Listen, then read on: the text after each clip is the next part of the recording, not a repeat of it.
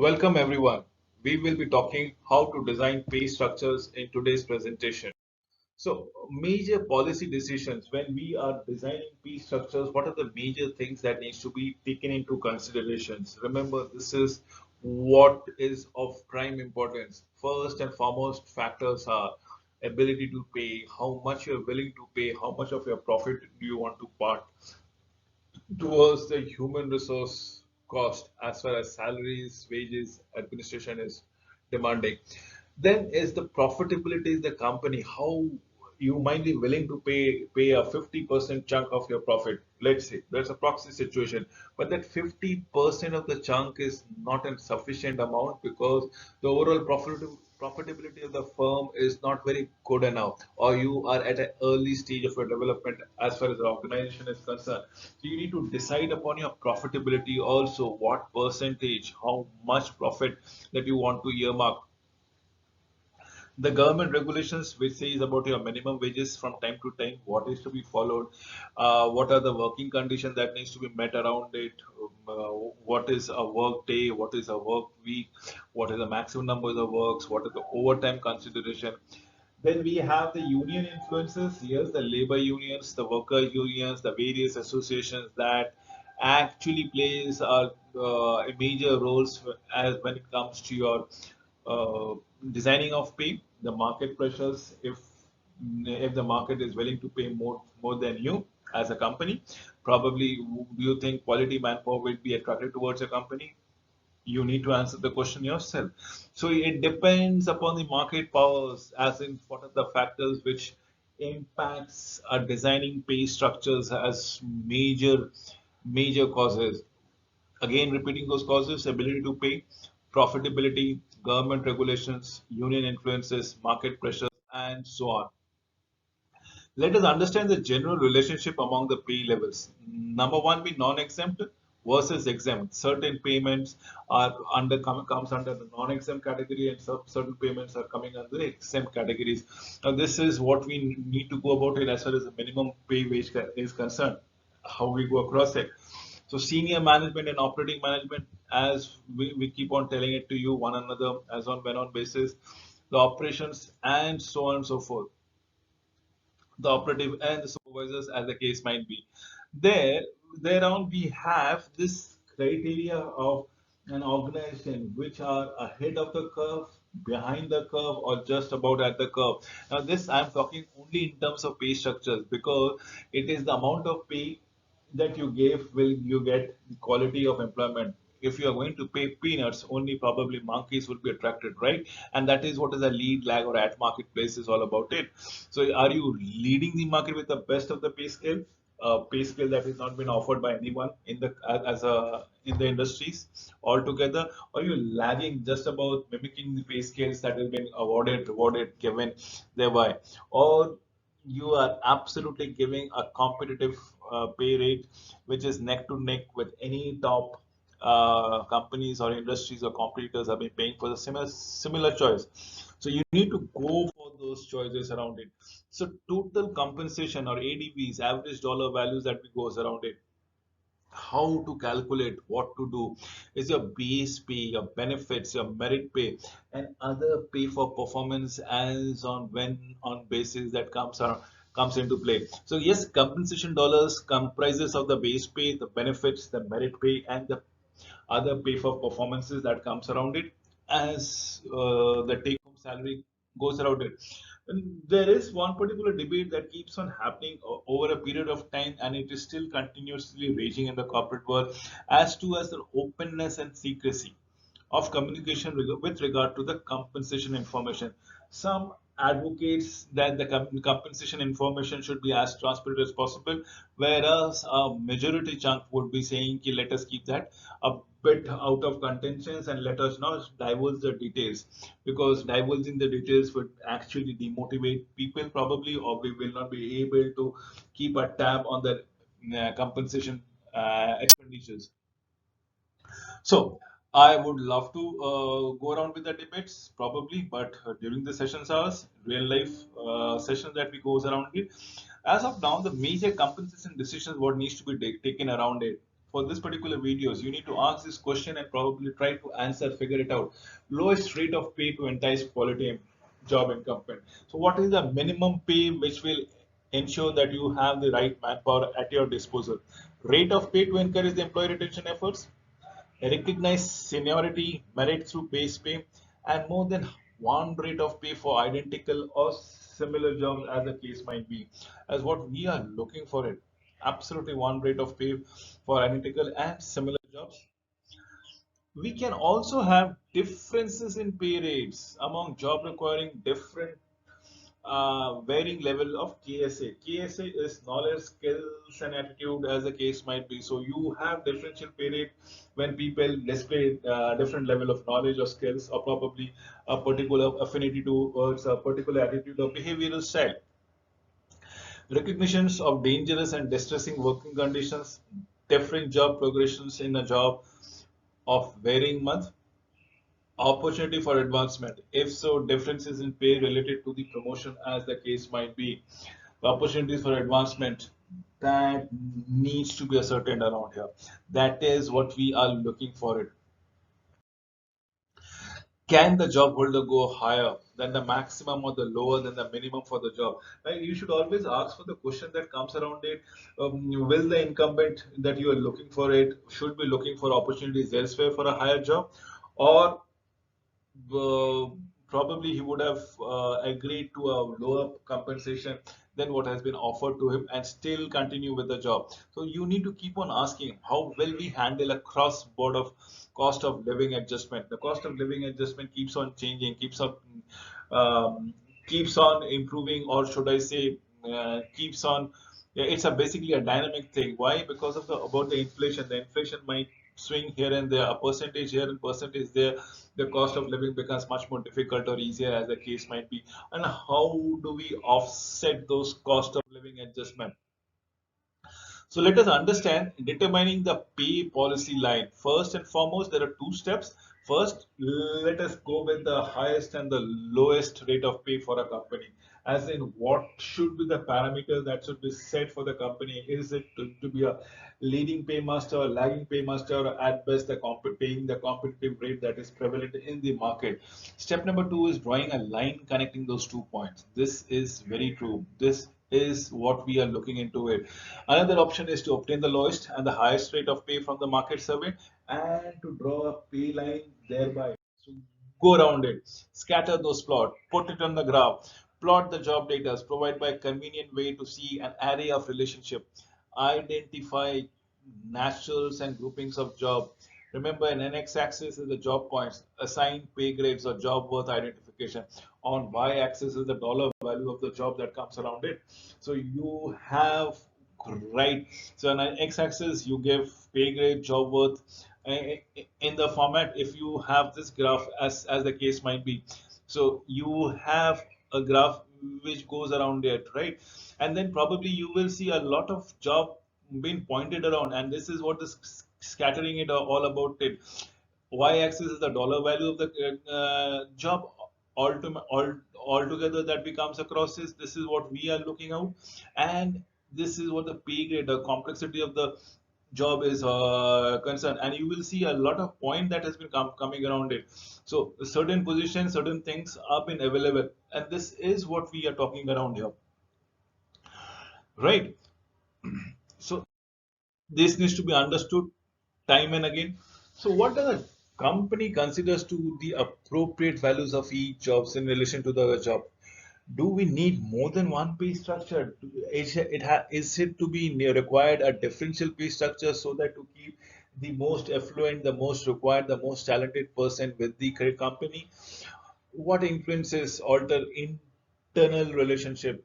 Does we have a pay structure which should be motivating to the employees, or should it become a pain point to the employees in the long run? How will company relate the pay policies to the labor market? How do unions influences pay, as the case might be, if you look at it, and how do we come across with it?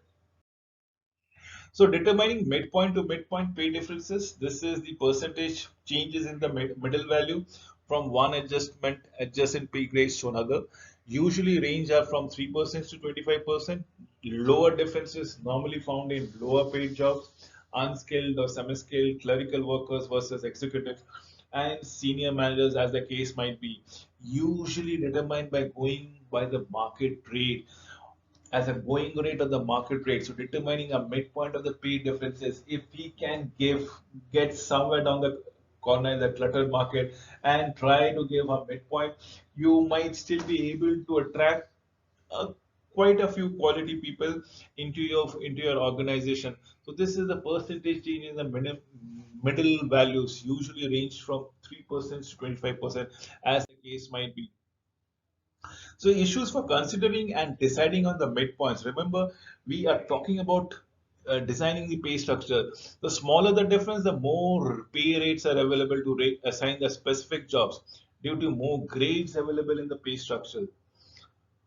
Whereas more pay rates are available, greater opportunities for assigning different pay rates for the minor differences in the job, as the case might be. This is what we are looking forward to every now and then. This is the demand of the time. These are the issues that need to be considered while deciding upon the midpoint. Should it be only within the vicinity of 3 or 4%, or should it be around 25%, 20 to 25%? Now, if there is a smaller difference, the more pay rates are available to assign. Remember, the more pay rates are available, greater opportunity for assigning different pay rates for minor differences in the job, as the case might be. Greater differences in pay rate and the easier of the job holders to perceive the differences as per the job worth is concerned. It is only with the difference in the pay that people would assign attributes to the job, as if they have been doing a right job, or someone down the corner the job which has been valued by the companies. Smaller differences may forces company to adopt more than one pay structures altogether.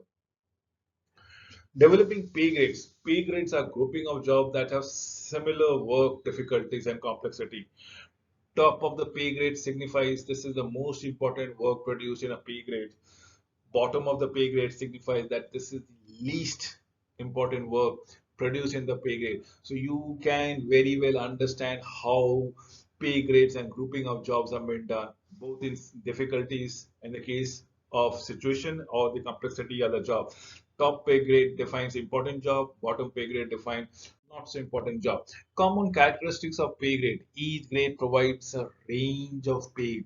It varies from one point to another point. It can vary from the pay range can vary from $6 to, let's say, $18. Now this is what the minimum pay dollars is, $6, and the maximum for that particular job would be $18.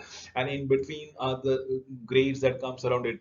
Within a pay grade, there's a minimum midpoint and maximum point. For example, in the $6 to $18, the midpoint would be somewhere around $12, as the case might be. So range from minimum to maximum is usually 30 to 50%, whereas most pay grades have 6 or 7 grades around it, as in what we are looking into it. But given the fact that I cited somewhere on $6 and $18, that means approximately 200% jump. That is a possibly a proxy situation for you to understand.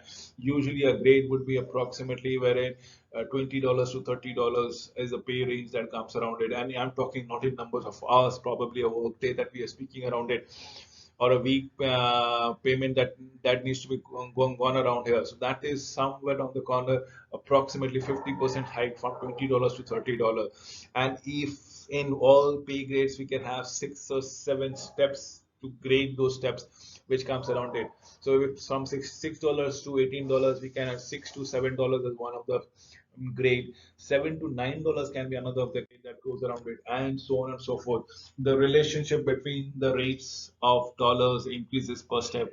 The number of steps in the grade is usually distributed over a period of time, as the case might be. Midpoint of the grades are often overlapping.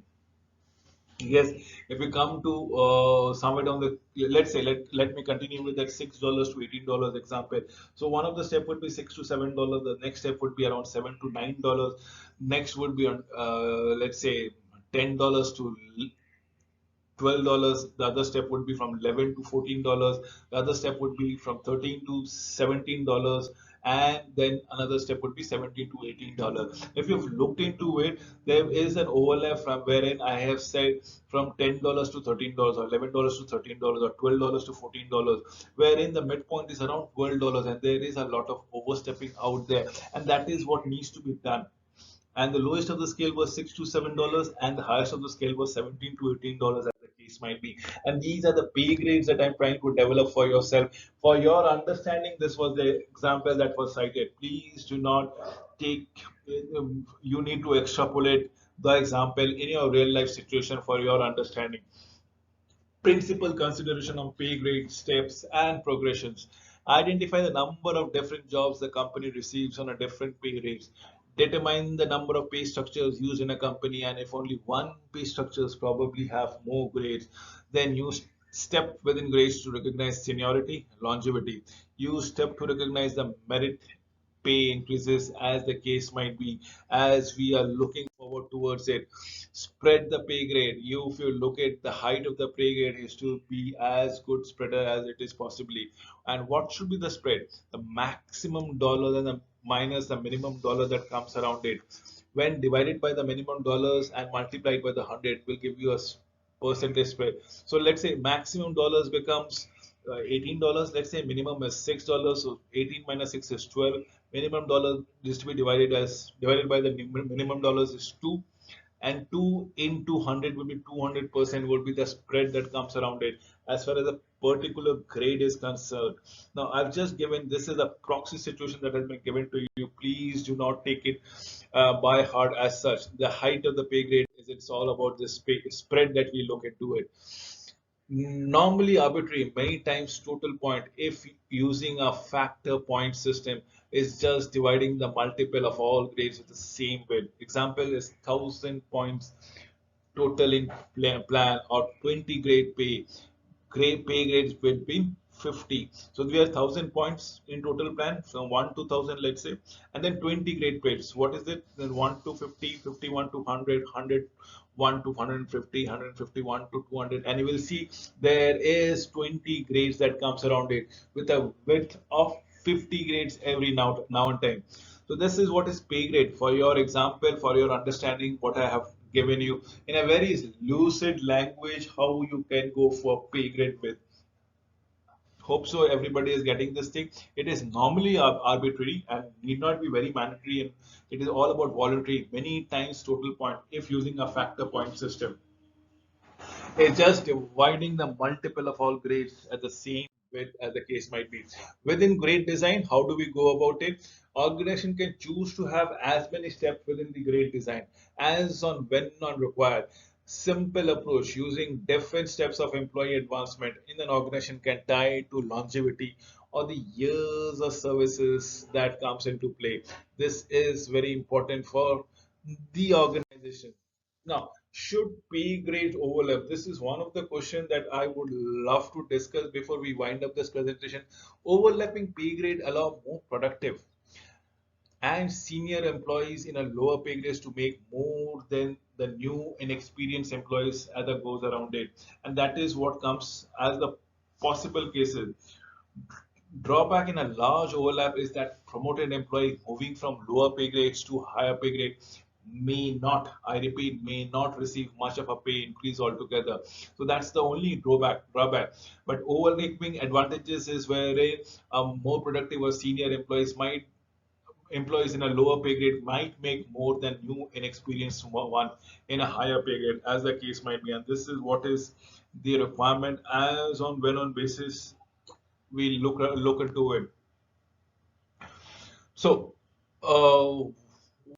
with this, I hope we have wind up this particular presentation. It's very understandable that pay grade should be overlapped. It helps the senior fellows even in the lower pay grade to make more money, wherein even in the junior fellows who might not be so experienced, even despite being in a higher pay grade, may not be making enough money altogether. But then that everything which is theoretically possible at times might not be very attractive. So designing pay structures requires a lot of experience, lot of patience, and before it can be implemented, it is one of those points that is always debated upon, that is always viewed in a negative connotation. But if transparency has been made, barring whether we should make the pay grades or compensation package publicly known or should be kept in secrecy, you can implement a wonderful pay designing, which is not only invigorating for the organization but also motivating to the employees. With this final words, I sign up. Thank you for watching this video.